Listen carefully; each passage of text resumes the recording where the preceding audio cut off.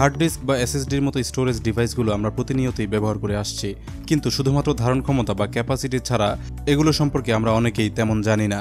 কম্পিউটারের স্টোরেজ ডিভাইসগুলোর মধ্যে আমরা চিনি ডেস্কটপ কম্পিউটারের জন্য 3.5 ইঞ্চি হার্ড ড্রাইভ, ল্যাপটপের জন্য 2.5 ইঞ্চি হার্ড ড্রাইভ এবং দুটোর জন্যই রয়েছে 2.5 ইঞ্চি এসএসডি বা সলিড স্টেট ড্রাইভ।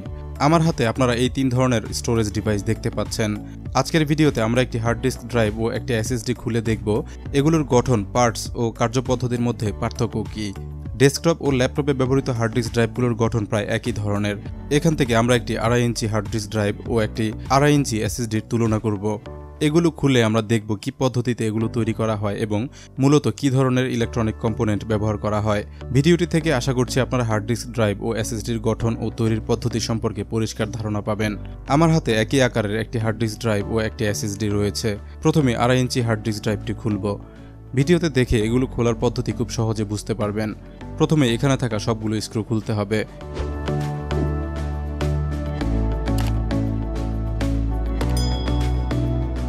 এ পাশের স্ক্রুগুলো খোলার পর হার্ড ড্রাইভটির পিসিবি খুলে এসেছে।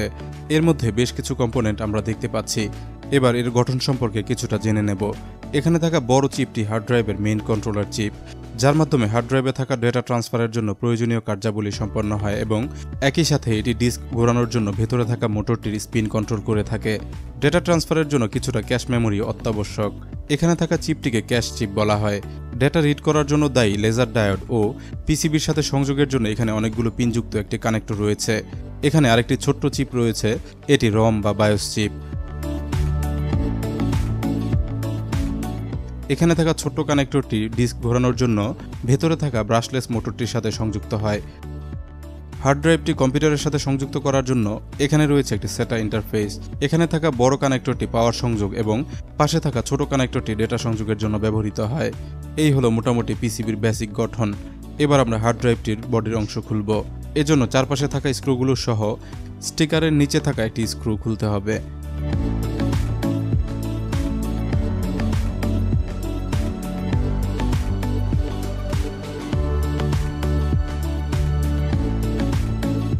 আমরা দেখতে পাচ্ছি বডির ভেতরের অংশটি। এখানে ডেটা স্টোর করার জন্য ডিস্ক বা প্লেটার সহ বেশ কিছু মেকানিক্যাল উপাদান দেখা যাচ্ছে। এই অংশটিকে অ্যাকচুয়েটর আর্ম বলা হয়, যার মাথায় রয়েছে ডেটা রিড ও রাইট হেড। রিড রাইট হেডটি খুব ক্ষুদ্রাকৃতির হয়ে থাকে এবং এটি প্লেটারের প্রায় গা ঘেঁষে থাকে। অ্যাকচুয়েটর আর্মটি ইলেকট্রোম্যাগনেটিক উপায়ে ডিস্কের উপর মুভ করে হেডের মাধ্যমে ডেটা রিড ও রাইট করে। পুরো প্রসেসটির জন্য প্রয়োজনীয় উপাদানগুলো এখানে রয়েছে। চলুন প্লেটারগুলো দেখি।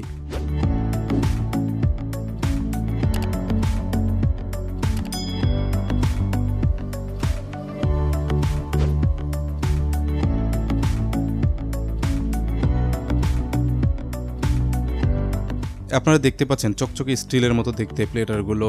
এগুলো আয়নার মতো স্বচ্ছ এবং খুব সেন্সিটিভ। এখানে যে কোনো ময়লা বা স্ক্র্যাচ হলে ডেটা রিড ও রাইটের সমস্যা দেখা দেয়। প্লেটারগুলোর মধ্যে তথ্য ধারণের জন্য থাকে ট্র্যাক, ক্লাস্টার, সেক্টর ইত্যাদি। এই ইমেজটি থেকে আপনারা আরও সহজে ধারণা পেয়ে যাবেন। হার্ড ডিস্ক ড্রাইভের ক্যাপাসিটি ও মডেল অনুযায়ী এগুলোতে একাধিক ডিস্ক বা প্লেটার থাকতে পারে। চলুন খোলা অবস্থায় হার্ড ডিস্ক ড্রাইভটিতে পাওয়ার দিয়ে দেখি কী ধরনের আচরণ করে।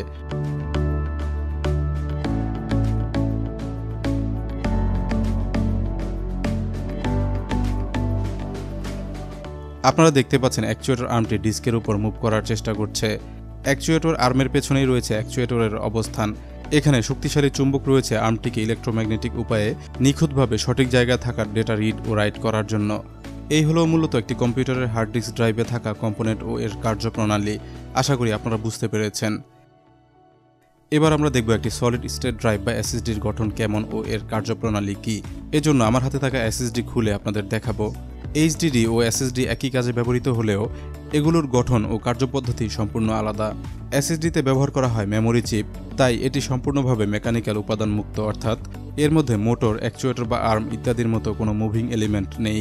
অথচ এগুলো হার্ড ডিস্কের চেয়ে অনেক বেশি হাই স্পিডি হয়ে থাকে। আপনারা দেখতে পাচ্ছেন কেসের ভেতরে একটি মাত্র পিসিবি রয়েছে। এতে থাকা কম্পোনেন্টগুলোর মাধ্যমেই এটি একটি পূর্ণাঙ্গ স্টোরেজ ডিভাইস হিসেবে কাজ করে। এসএসডিতে তথ্য ধারণের জন্য ডিস্কের বদলে ব্যবহৃত হয় ন্যান্ড ফ্ল্যাশ মেমোরি চিপ। এখানে আপনারা বেশ অনেকগুলো বড় বড় চিপ দেখতে পাচ্ছেন, যেগুলো পিসিবির দুই পিঠেই রয়েছে। এগুলোর প্রতিটিতে নির্দিষ্ট পরিমাণ তথ্য ধারণ ক্ষমতা বা ক্যাপাসিটি রয়েছে। সবগুলো চিপের ক্যাপাসিটি যোগ করে পূর্ণাঙ্গ ক্যাপাসিটি পাওয়া যায়। এই চিপগুলোর ক্যাপাসিটির উপর নির্ভর করে বিভিন্ন ধারণ ক্ষমতার এসএসডি বাজারে পাওয়া যায়, তবে ক্যাপাসিটি অনুযায়ী মেমোরি চিপের সংখ্যা কম বেশি হয়ে থাকে। হার্ড ডিস্কের মতো এতেও রয়েছে একটি কন্ট্রোলার চিপ। এগুলোর মাধ্যমে তথ্য আদান প্রদানের জন্য প্রয়োজনীয় কাজগুলো সম্পন্ন হয়। এখানে রয়েছে একটি DRAM, ক্যাশ মেমোরি চিপ হিসেবে এটি কাজ করে। ডেটা ট্রান্সফার ও প্রসেসিংয়ের জন্য ক্যাশ মেমোরি চিপ খুব জরুরি। কম্পিউটারের সাথে সংযুক্ত করার জন্য এই পাশে রয়েছে একটি SATA ইন্টারফেস। হার্ড ডিস্ক ড্রাইভের মতো একই রকম এই কানেক্টরগুলো। এই ছিল একটি SSDর গঠন প্রণালী এবং কাজের পদ্ধতি। দুটি ডিভাইসই স্টোরেজ ডিভাইস হলেও আপনারা সবাই জানেন SSDর ডেটা ট্রান্সফার রেট অনেক বেশি হয়ে থাকে, যেহেতু এতে হার্ড ডিস্ক ড্রাইভের মতো ডিস্ক ঘোরার মতো ঝামেলা নেই। SSDতে ডেটা স্টোর করার জন্য চিপ থাকায় খুব দ্রুত গতিতে রিড ও রাইট হয়ে যায়, যদিও স্পিডের বিষয়টি এগুলোর কোয়ালিটি, ব্র্যান্ড, ফিচার ইত্যাদির উপরও নির্ভর করে। দীর্ঘদিন হার্ড ডিস্ক ব্যবহারের পর একসময় এতে ব্যাড সেক্টর তৈরি হয়ে অকেজো হয়ে যায়। আবার একইভাবে SSDরও রিড ও রাইটের একটি লাইফ স্প্যান রয়েছে, যা অতিক্রম করলে তথ্য ধারণ ও আদান প্রদানের সমস্যা দেখা দেয়। তবু সব মিলিয়ে আধুনিক স্টোরেজ ডিভাইস হিসেবে SSD এখন ব্যাপক সমাদৃত এবং হয়তো দীর্ঘ সময় ধরে এই প্রযুক্তির উপর আমাদের নির্ভর করতে হবে। আশা করছি ভিডিওটি আপনাদের ভালো লেগেছে। এরকম আরও ভিডিও দেখতে গ্যাজেট ইনসাইডার বাংলা চ্যানেলটি সাবস্ক্রাইব করে সাথে থাকুন। সবাইকে অনেক ধন্যবাদ ভিডিওটি দেখার জন্য।